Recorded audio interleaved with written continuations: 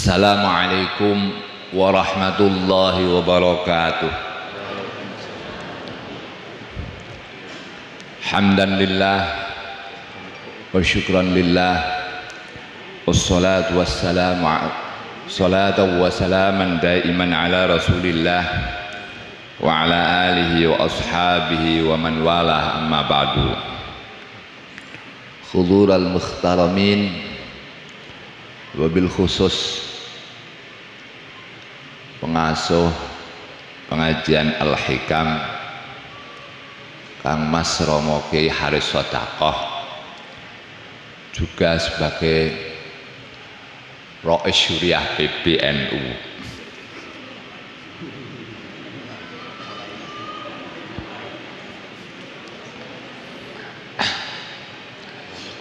Adinda saya yang ke-12, yaitu Saudara Solahuddin, dan saya sendiri Ubed nomor 9. Jadi yang paling sepuh itu Mas Kiai Haris Sodakoh nomor 2, saya nomor 9, dan adik saya tadi nomor 12.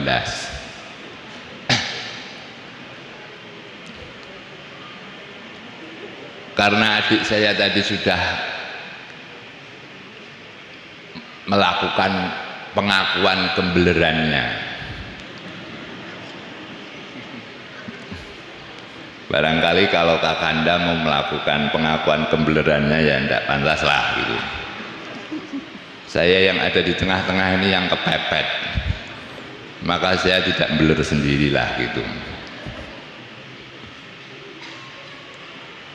Hadirin yang dimuliakan oleh Allah, kalau panjenengan tadi mendengarkan sholawat Jibriliyah, itu khosyah terbesarnya adalah jalbur rizki. Jadi barangkali tadi nggak punya uang, maka sholawatnya sholawat Jibriliyah. Kalau saya tidak, sholawatnya tidak sholawat Jibriliyah, sholawat tersendiri.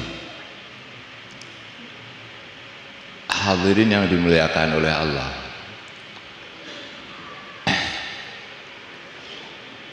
pada suatu saat saya bertemu dengan salah seorang kiai. Kebetulan pada waktu itu di Ploso Mojo, dalam suatu acara haflah pondok pesantren. Di antaranya ada yang sering membaca hikam dan bahkan hatam Ikhya itu sampai 17 kali. Romo Ki Haj Hanan Abdul Hanan, beliau bilang demikian, nama saya, kula niku sampun katam Ihya niku ping 17, tapi kok tasih kados ngeten ya pripun niki. Jadi kita harus membenarkan diri untuk introspeksi dan bertanya tentang diri kita, apakah selama ini ada kemajuan peningkatan di dalam beragama kita, di dalam berspiritualitas kita. Namun sejak tadi beliau selalu berbicara tentang suluk, dan kita sebagai salikin, emangnya Gusti Allah jauh, mesti harus memakai perjalanan kita menuju kepada Gusti Allah.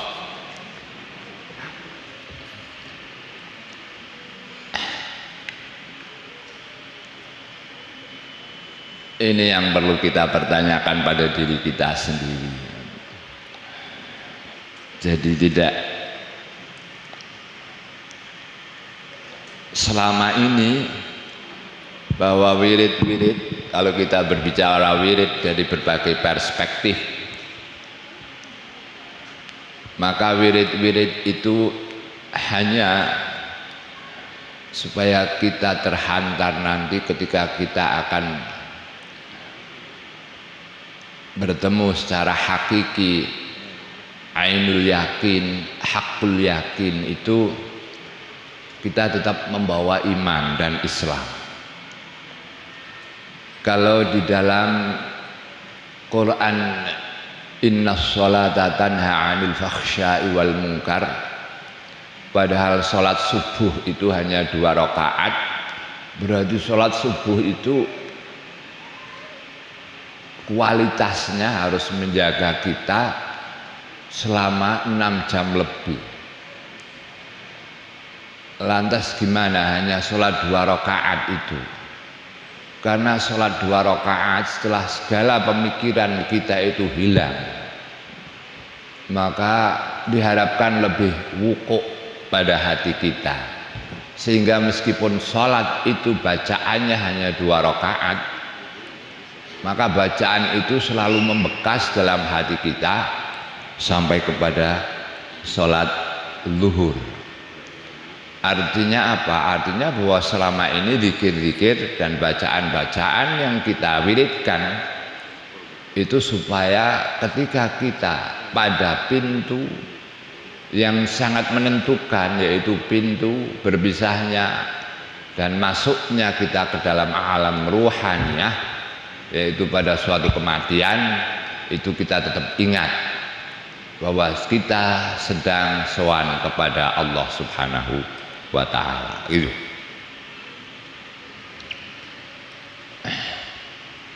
hadirin yang dimuliakan oleh Allah. Kalau tadi munajat pakai bahasa Arab, bisakah munajat pakai bahasa Jawa dan bahasa Indonesia? Emangnya Gusti Allah tidak bisa bahasa Indonesia, tidak bahasa Jawa? Emangnya untuk menuju kepada Allah kita harus menjadi orang Arab dulu? Tidak.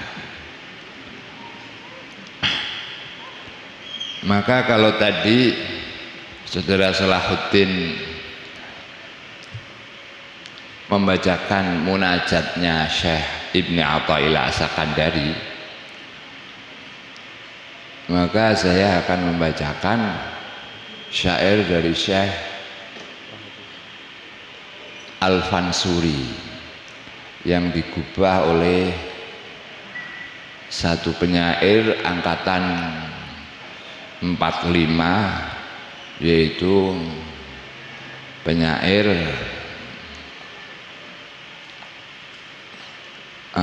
Amir Hamzah.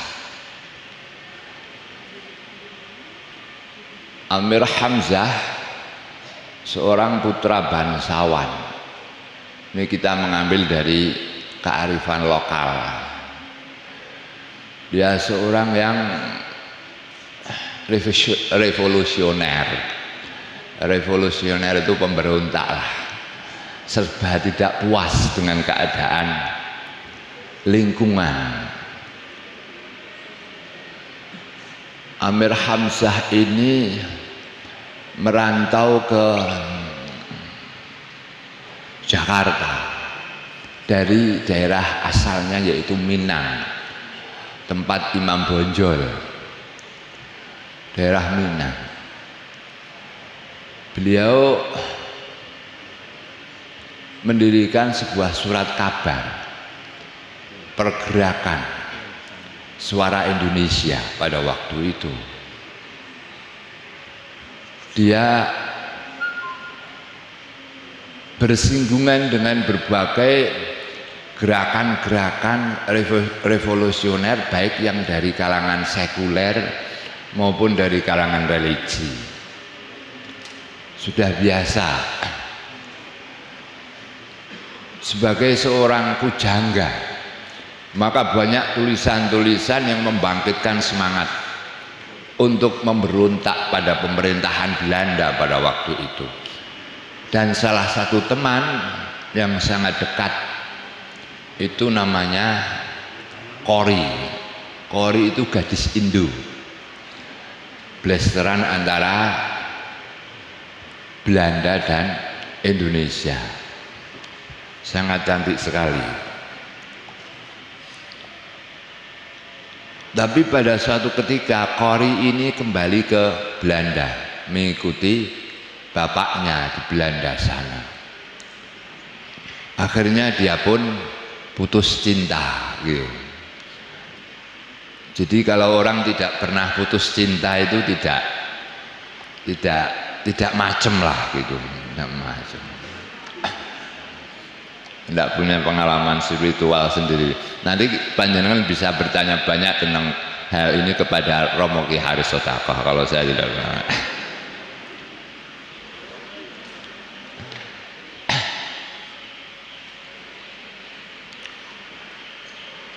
Kemudian sampai masa-masa hampir kemerdekaan dia pulang kembali ke Tanah Minang sana.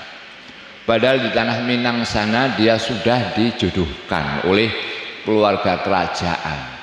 Tapi pada waktu dia pulang ke rumahnya, semua kerajaan-kerajaan yang ada di sana sudah bumi hanguskan oleh pergerakan, di antaranya pergerakan Wahabi. Sebab di sana di Minang itu dianggap kerajaan-kerajaan kecil itu sebagai tempat khurafat dan tempat tarekat-tarekat yang menyesatkan itu. Maka di bumi hanguskan oleh kerajaan, oleh pergerakan-pergerakan Wahabi.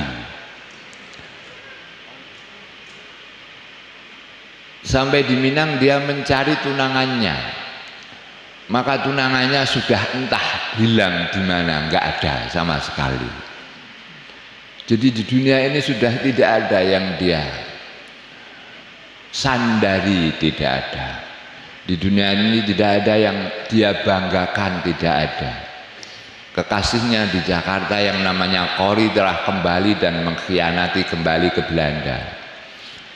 Orang tuanya sudah wafat dibantai oleh gerakan-gerakan Wahabi. Kemudian calon istrinya sudah tidak ada kabar lagi, entah kemana. Tidak ada, harta tidak ada. Sudah apa yang dia banggakan akan keunggulannya dan pergerakannya di Jakarta sudah tidak ada artinya. Kembali ke kampung halaman sudah tidak punya apa-apa. Nah, gitu. Maka di sini beliau melukiskan ketiadaannya itu dan terputus asanya dengan dunia ini dengan sebuah puisi, padamu jua. Nah gitu. Nah gini, saya yang ini perlu apresiasi yang sangat dalam.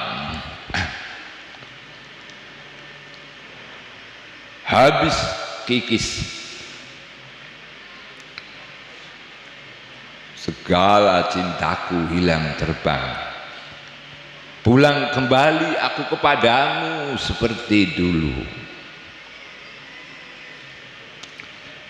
Kaulah kandil gemerlap, pelita jendela di malam yang gelap, melambai pulang perlahan, sabar setia selalu. Satu kekasihku, aku manusia rindu rupa rindu suara. Di mana engkau? Rupa tiada, suara sayup, hanya kata merangkai hati. Engkau cemburu, engkau ganas, mangsa aku ke dalam cakarmu, bertukar tangkap dengan lepas.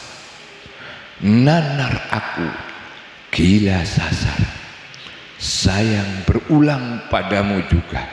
Engkau pelik menarik ingin, serupa darah di balik tirai. Kasihmu sunyi, menunggu seorang diri. Lalu waktu bukan giliranku, mati hari bukan kawanku. Nah demikian kira-kira. Assalamualaikum warahmatullahi wabarakatuh.